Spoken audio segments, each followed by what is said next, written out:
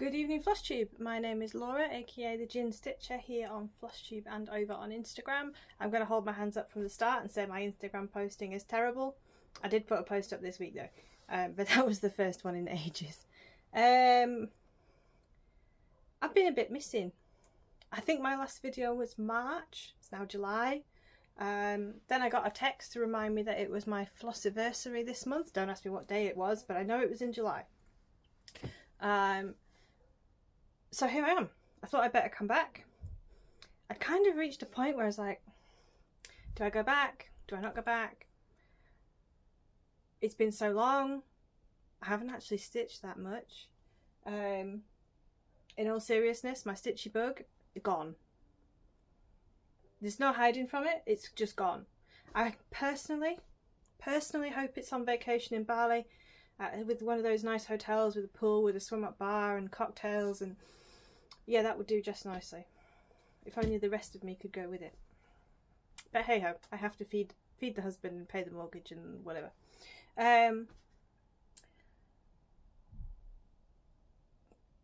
there is a reason my stitchy bug's disappeared, and we'll talk about that later.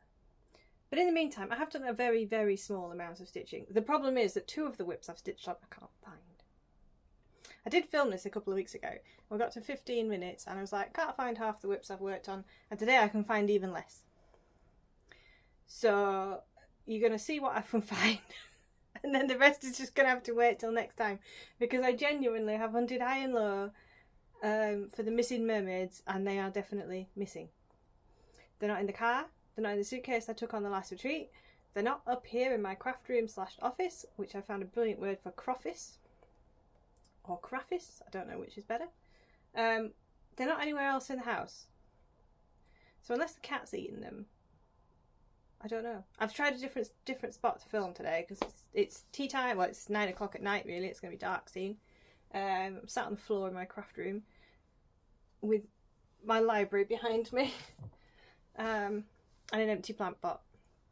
But here we go. Right, first one of the evening then is my By the Sea Beach Huts by Karen Carter from Heritage Crafts here in the UK. It's going to look like that when it's finished. And we have actually had some decent progress on this one. It has an absolute country mile of backstitch on it. So I will say now I've started the backstitch already. So that is where we're at. That is as big as it gets. It's about another 1/4 of an inch this side hidden under the Q-snap, but that is as big as it is. That's on 27 count even weave that came with the kit. It's all DMC, and as you can see, it's just starting to come to life now. The backstitch really is absolutely essential, otherwise it is just blobs of colour and a bit meaningless. You know, this is a lobster pot in this corner here, but until it's backstitched you probably have no idea. And of course the seagull on the top, because it wouldn't be the beach if it didn't have a seagull. So that is the first one. If I put my mind to it, I could get that one finished fairly quickly. But I keep distracting myself, and I'm absolutely notorious for getting bored with colour palettes and coming to a grinding halt. Okay, the next one is also another Heritage Crafts. This one is in their Silhouettes series, and this one is called Guiding Light. It's a lighthouse, all in sepia tones. Hang on a minute, there we go. As you can see, it's very much, it's not one-dimensional really at all, but it is very much all the same colours. This is full coverage, it's completely stitched, and you won't believe it from that photo. It's driving me a bit mad. For something that is 4 inches tall and 4 inches square, that is the piece of fabric. I haven't even overlocked it. Hang on a minute, that way up. It's that way up, and I don't think I've actually done any more since you last saw it. I keep doing it wrong. The colours are so similar, they're literally 728, 729, 730. I keep doing it wrong. The lighthouse goes in here. This is sky, this is the ground. I have ripped this out so many times. This one I have changed the fabric. I've changed it from the 28 count it comes with to 32 count opal. Don't ask me why, I just prefer 32 over 28. I think you get better coverage. But if I show you the colour card, you will see what I mean. There's 3 different colours there, and in all seriousness, you wouldn't believe it. You know, those are a little bit more different, but again, 3 different colours there, 3 different shades of beige there, and you can't tell when you're stitching whether you're stitching with the right colour. You've just got to kind of hope. I am enjoying it. I'm enjoying it enough that I've just bought 4 more on Facebook Marketplace. So hopefully they'll be here in the next video. And other than that, the only thing I've stitched on is that monstrosity sat behind me. Here we are, 6 minutes in. Not good, this, is it? So, this is my chatelaine, or current chatelaine, shall I say. Get it the right way up, that way up. Okay. This is Gothic Ornaments, all 5, all on 1 piece of fabric, all on 32 count black Zweigart that I purchased from the lovely Tracy. It's a fat half, and you need pretty much every inch of it, because as you can see, I've got about 2 inches on that side and less than 2 inches on that side if you take out the selvaged edged. So this is the bottom 2 motifs, and last time you saw this, this one had just literally half the outline done. This one had all the outline but none of the fill. So as you can see, I've actually done quite a lot. I'll put it in front of me, so because it's plain straight Zweigart, it's very thin, very see-through. There is an awful lot of trailing threads. So we're really starting to fill this in now. I've even started on the eyelets on the red side. Where are the eyelets? Down here. So you can't really see them as yet because there's only 2 in. But they're big eyelets. They're 9 holes that way, 9 holes that way eyelets. So they take forever. And they're in silk lame, which the reason I've only done 2 is because it's not working for me yet. I'm not completely convinced I don't need to change it for a different silk. It's leaving no hole in the middle. You have a nice hole when you've gone halfway round, and then by the time you put all the other legs in, the hole's filled in because the thread is quite thick, and I like the hole, so I'm not sure yet. I might change that for something else. What? No idea, but I might change it. So as you can see, I've started filling in the red in the centre.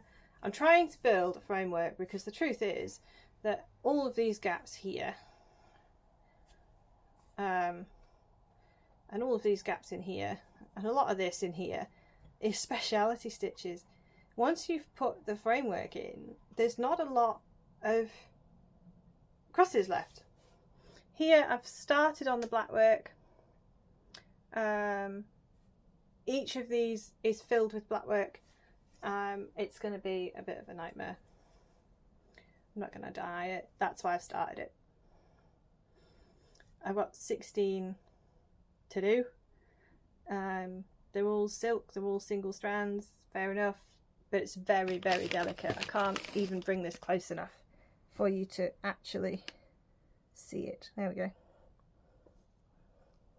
It's one of those, you've got to see it in person, I think. Don't know what my camera's done. It's done something weird. That's it. I am enjoying it. I have been doing it for 100 Days of Chatelaine, although I fell off the boat. I fell off the bandwagon a couple of weeks ago.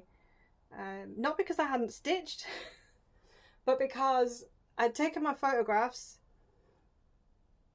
got a text from somebody and got taken, well, I didn't get taken, I took my own car, but essentially got told I was going to the Cumbria wool gathering at a place called Keswick, near where I live, an hour away, and I was there all day and completely forgot to post all the pictures, and I may have shopped when I was there, so I got a little bit distracted, and because I'd missed one, I kind of carried on then and just didn't really stitch much more. Okay, that is literally it for the stitching. We are 10 minutes in, and that's it for stitching. Okay, why have I not stitched? Mental health. There's no other word for it. We don't talk about it. We're shy about it. It's very taboo. My mental health is in the doldrums right now. I think I'm slowly coming out the other side, but I've had 3-4 months. Got some bad news in April, and it sort of hit me. It wasn't that I was not expecting it, but I still wasn't ready for it, and yeah, it hit me a bit like a ton of bricks. And work has been very difficult because of the nature of what I do. I help people in financial hardship, and unfortunately here in the UK at the minute, everybody, including us in this house, are in financial hardship. But it does get you get very emotionally engaged with people who are struggling, and it becomes harder and harder to leave the work at work. And the fact that I work at home means that I don't even have that 15-20 minute commute at the end of the day to leave stuff at home, to chew over it for 10 minutes and then, yep, I've left it at work now, I'm done, I'm moving on. I go down the steps and that's me commuted, which isn't really enough time to process it sometimes when you've had some really hard customers. But we're getting there. It's not getting any easier at work, but I think everything else is starting to come to life. It doesn't help that the weather's been absolutely terrible. We had a lovely June. It was lovely and warm, and then in July it started raining, and it hasn't stopped for 3.5 weeks basically. I did go to Italy in May and had a fabulous time with 3 of my stitchy friends, and it rained there too. Not that that stopped us too much. Took our stitching on holiday, took our knitting on holiday, and we just, when it rained, we sat in the bar all day, and when it didn't rain, we sat by the pool all day. We did do a few other bits and bobs. We went to Pompeii. Not Pompeii, sorry, we went to Herculaneum. We decided that was slightly less touristy, slightly less crowded. We went to Amalfi. We went to Positano on a boat. We saw the Giro d'Italia come through Amalfi, which was lovely. Although very loud. Certainly the pre-race entertainment was very loud. So yeah, lovely hotel just outside Sorrento. And it was just the right temperature. It was like 22, 23 degrees. So it was just nice. I've also been on a couple of retreats since I last saw you. I've been on the Yorkshire retreat in March. I've been on the Mirabilia retreat in April, where I had a new start. I started Simon and the Shipwreck. To think about that for a minute then. I've started her on a very Halloween-y piece of fabric. I think I showed it in one of my previous videos. It's very dark, very green. And a suggestion was made at the retreat to change out some of the beads. I'm not going to change the DMC as yet. I haven't changed anything as yet. But the beading, I think a lot of the beading around her head is quite floral. So I was thinking I might change that out and go darker. Long way from that yet. Come back in 10 years. We might have some progress. Essentially, I need to take the whole thing, fabric and all, to a bead shop and see what I fancy. And considering that's one of the whips that's currently AWOL, when am I going to do that? I don't know. Okay. So we went to Yorkshire retreat, Mirabilia retreat, to Italy on our stitching holiday. The other girls, are doing a Norwegian fjords cruise next year. I am not going, because I'm going to see my sister in Canada, and that's an expensive couple of weeks, so I'm saving all my pennies next year. There'll be a lot less retreats, although I am still going on a couple.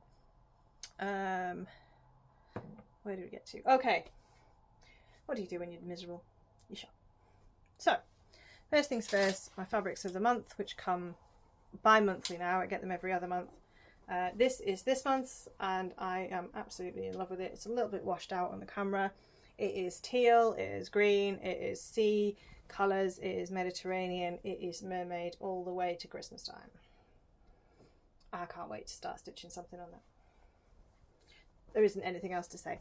It's 32 count linen, opal linen. I've had I get my fabric of the month from Kate Sparkley's, and periodically, like usually every other year, I change up. So my first ever year was plain even weave. Then I went on to opal even weave for a couple of years, and now I've gone on to opal linen. Yeah, the price is a bit different, but it means that I get more variation in my stash, and I have no problem building stash. It's all in there. The fabric has its own drawer, and it's going to need another drawer soon if I keep shopping anyway. Right, this is the other piece. This is March and April's piece. It's a very pale grey. Again, it's opal linen. It's very much a neutral. It's almost, it reminds me of marble. It's not white, it's grey, but it reminds me of a marble in the way it's come out. And again, absolutely gorgeous. You run out of adjectives when you're talking about this stuff. But both of these fabrics, she's absolutely nailed it. Absolutely nailed it. And you know what? That's not as washed out as it was before. So that's a more accurate colour. And that one's basically the same colour as my ceiling. Okay, what else do I get? I get my Silks of the Month from Silks For You in Australia. Don't ask me which months these all are because I can't remember. This is month number 1. So again, they're coming a bit washed out. We have a blue, a variegated, a purple, that's looking pink on there, and then a much paler variegated purple. So that's number 1. They come as a set. They're designed to be used together. I get the colour of the month. I always forget. But I get the one where you can buy more because it's got a defined code. So these are PR104, PR19, PR12 and PR191. And again, they're just a bit washed out today. I think the light's not great today because the sun's set now. For those that are interested, my husband is still completely oblivious. So we've managed a full year. Somebody asked me recently why I haven't told him, and the short answer is he wouldn't understand. He's completely bemused when I sit there on the TV watching other floss tubes. He's like, God, you wouldn't ever do that, would you? Like, no. Okay, so this is month number 2. This is PR004. Again, it's quite a dark purple. A completely wild PR131. That has got purple, pink, green and yellow in it. It is completely wild. They're very, very washed out today. And then lime green, that one is not washed out. That's CM007. And then last but not least, PR95. That is beautiful. It's teal, it's green, it's blue, it's purple. It's wild, but it's gorgeous. I would want a hank of that, I think. As far as I'm aware, they still do their offer where you buy 5 hanks, you get a 6th one free. Which makes it actually quite, basically that covers the cost of the shipping. And I've never been hit for customs. Okay, this is month number 3. This one I fell in love with the moment I opened the envelope. Okay, so we've got PR116. Oh dear. Again, very dark purple, teal and green. And we've got PR1016, which is coming out more or less right, very dark purple. And then we've got PR025, which is a teal. And PR193, which is like a disco. It's brown, it's sort of terracotta, blue, and a bit sort of lilac-y. So that's the 3 months of Silks For You that I've had through the post. They come in these cute little Gunza bags. She has a system now where they ship it in bulk to the UK, and then somebody in the UK is shipping out the individual envelopes, which works really well. It makes it a lot less likely to go missing. And that was part of the problem. They were going missing. Okay, what else have I bought? No, it's not an ASOS bag before anyone asks. This is a full set of DMC, which I purchased from Barb Pearson, who's formerly of Thread Geeks. She's officially stopped doing her kitting up now.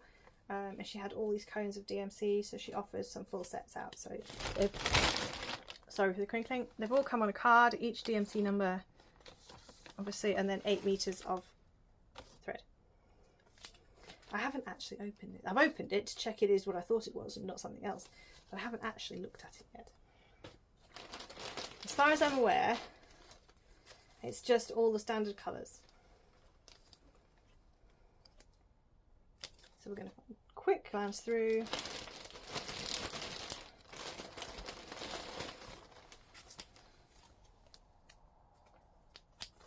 What would be really nice if I've got those American limited edition colours that you couldn't get for love nor money. No, I haven't.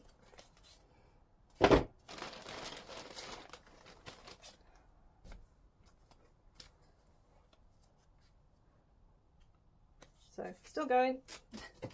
That's only the ones above 900. I feel like I'm kidding a heaven and earth. And then there's another bag. And another bag. So I didn't think that was too bad. I paid £280 for the lot, including shipping, and the shipping alone was a £5. So I didn't think that was too bad. And they should be full 8 meters full 8 meters of everything, although they've come off a cone. Alright, okay, what else did I buy? I bought this one. It's the Leaf Collector by Nora Corbett. She's not out of print. She's NC216, so she's definitely not out of print. She's quite a new one. I also got the bead pack, so you can probably hear that jingling in the background. From Arts and Designs. Don't ask me how much I paid for it, can't remember. I saw it. Somebody posted a finished picture on Facebook, and I was just like, yep, that is going in my collection, and I don't care how much it costs. So when I'll stitch it, I have no idea. Will I stitch it on the call for sort of natural linen? Probably not. No idea what I'm going to stitch that on. I can see it dancing on a dark, but then I have notorious for having a thing about dark fabric. Okay, what else did I buy? I have joined, at the start of 2023, I joined the Guild of Weavers, Spinners and Dyers, and specifically I joined the local Bowland branch. For those, if there's anyone that watches that lives in Lancashire in the UK, they are based in Gisborne at Festival Hall. They meet on the first Saturday of the month. More than welcome to turn up and come. There is a visitor rate and a member rate. So I became a member in January, which is when the annual fees are due, and didn't really think anything of it. I wanted to go and learn how to dye. Unfortunately, I missed the dyeing workshop because I came back from Italy. It was the day after I flew back from Italy, and I had a stinking cold, and I was like, yep, not going. So I haven't done that workshop. So that'll have to wait till next year, but never mind. And he does acid dyeing, which is animal fibres. So it's not strictly cross stitch related. But in all seriousness, I took my cross stitch, I took my crochet, and a friend of mine has insisted on learning how to knit. So I have started the 7-year scarf, as it's called. I do plan to have it finished within 7 years. I'm actually planning to have it finished by the middle of September, so that it can go on display at Yarndale, which is a big festival the Guild goes to.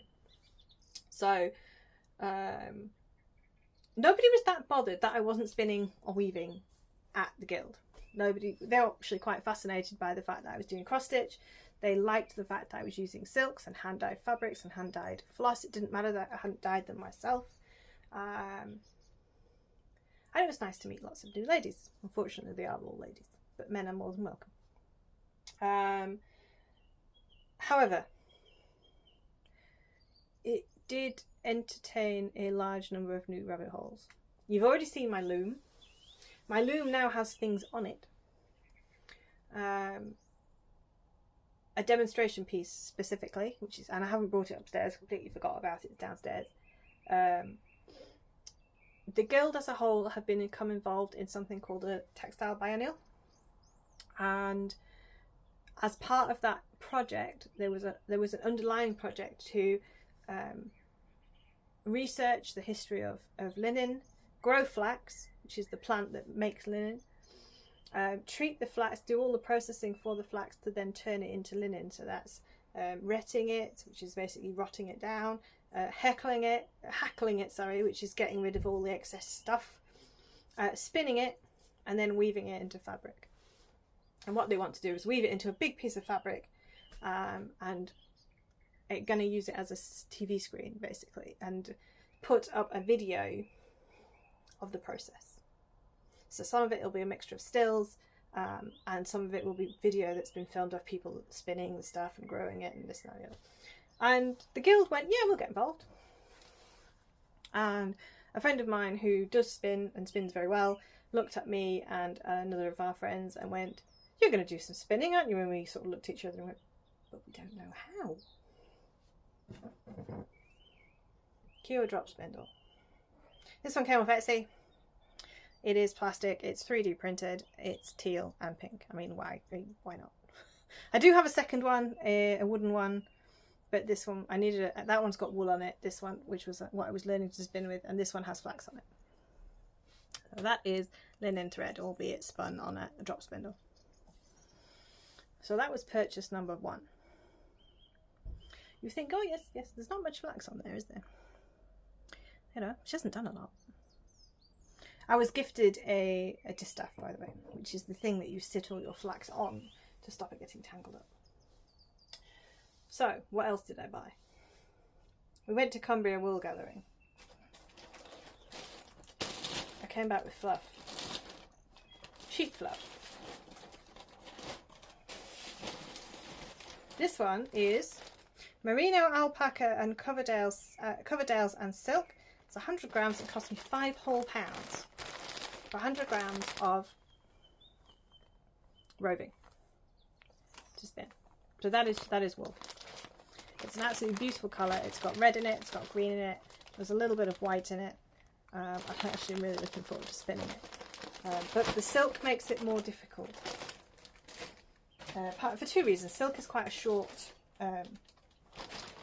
length when it comes to this kind of product, and it's not got any grip against itself, so you need lots of twists to spin. Okay, this one is, it says 75% superwash BFL and 25% Rami. No idea what that means. From hilltopcloud.co.uk, and it cost me £8 for 100 grams, and it is green, and it goes through to bread, blue and very dark blue at the end, and it's braided, so it's ready to spin. You untwist it, unplait it, and basically spin it straight off the end, and you end up with a variegated yarn with the colours blending from one to the next, so it doesn't look like you've just dyed that section and that section and that section. It blends it as you go along. So that was £8. It was second hand. Wouldn't have been £8 to me. It would have been more than that. So that was the first thing I bought. Remember, drop spin.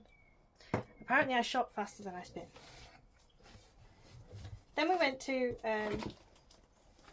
this wool gathering, the Cumbrian wool gathering, and I had a go. A friend of mine had been to Wonderwool, which is in Wales, in April, and she had the opportunity to buy a Fantasia spinning wheel, which is a treadle spinning wheel, for a very good price. I had a go with it. I couldn't get the wheel to go in the same direction. It would go, now we're going that way now. And I'm like, no, because now you're unwinding my spinning. Go back the other way. I also found that because you're treadling, I was really struggling with the speed. It was just getting faster and faster and faster. So I bought one of these. It is an EEW E-Spinner 2. And it's blue. They had blue or black. I wanted purple, but the purple was sold out. It was £140. And in the £140, you got your spinner. You got a couple of bands, a couple of tensioning bands, and 6 bobbins, which isn't too bad. I supplied the power pack. Comes with its own USB cable, so you can either plug it into a USB socket or you can use a power pack. I'm using the power pack at the moment simply because it makes it a bit more portable. So I was spinning on a drop spindle. This is flax, this is linen thread. 3 weeks ago I upgraded and bought one of these. Now I have linen thread. This is about 200 yards. It's still on the bobbin, so I don't know exactly how long it is until I put it on a what's called a niddy noddy to get the yardage. This is the second bobbin that I started last night. And I need to finish that in the next week or so. So beginner. Technically still a beginner, but less of a beginner than I was for this one. So I'm really happy with it. That is what colour flax is when you spin it. It still has one more process to go through, which is cooking it. And you're looking at me going, I can see it now. I can see you looking at me going, what? Cooking? Cooking? You literally put it in a pan on the stove top and boil it. And you keep changing the water until the water is clear. Bearing in mind, apparently the first boil will look like coffee. And all the impurities come out of it. You need those impurities in it to spin it because they help it stick together, they help it hold its form and help it keep its memory. But once you have spun it, you have to take them all out. And then you end up with something much, much paler. Long-term goal. This is for the biennial. This is not for me to keep. I have, however, been offered some flax seeds for next year. So, because it's too late in the season now to plant them for this year. So the plan is to plant some next year, maybe a square metre. See how much that actually generates. And what I'd really, really, really like to do is be able to spin a field of flax into linen thread and then warp and weft it into a piece of fabric that I can then cross stitch on. That would be the ultimate goal, and I think if I did get that far I would probably actually have to stitch a sampler. They're a woman that doesn't stitch samplers. So how long is that going to take? At least 2 years. At least 2 years. Because if you turn the clock back to when women used to grow flax, because that was the only way they could make clothes, you grew the flax in the summer, you retted it in August so that you broke down the fibres that you didn't want to keep, and then you dried it out, and then over the winter you did all the hackling and all the spinning. But then come spring you had hanks of linen thread ready to put on the loom, and generally the loom was operated by the man. So your gender roles, so your man did the growing and he did the weaving, and the woman did all the bits in the middle. So I bought a spinning wheel. It's a very small spinning wheel. I've actually had to stick it in a lock and lock box so that it's a bit more stable. It's got little stucky feet on it, and it's currently got yarn on it. So again, at Cumbria Wool Gathering, I bought 40 grams of carded mixed wool and alpaca in the colourway, it says Rainy Day, but essentially it's a mixture of natural colours. There's some dark in there and there's some light in there, and it's really soft because the alpaca makes it really soft. You just want to see it stroking it. And I've started spinning that up, and that's what it looks like so far. So it's mostly white or very, very, very pale grey with odd dark flecks in it. It's going to be stunning, but even if it's not, when I've finished it, I can dye it. And I think that's it. So, as I said, it's been a bit shit recently, but things are getting better. So hopefully I shall see you soon. I'm going to the Chatelaine retreat this coming weekend. Don't know which projects I'm going to take. The choices are Oriental Harem, Poison Garden, Indian Summer Reflections, the Gothic Ornaments. I'm sure I've got another one. I can't remember. So there you go. So I haven't decided which one, if any or all. I'm not taking them all. I don't have the energy to take them all, because you never stitch on them all. But I think I'll take 2. But which ones, I don't know. The room is not very well lit. It's a fabulous room from a space perspective, but from a lighting perspective it's not brilliant. So I probably won't take Gothic Ornaments because it's on very dark fabric. So I'm leaning towards Oriental Harem, and I haven't had that one out in a while. On that note, I did have a question. How long does it take not stitching on something for it to officially become a UFO?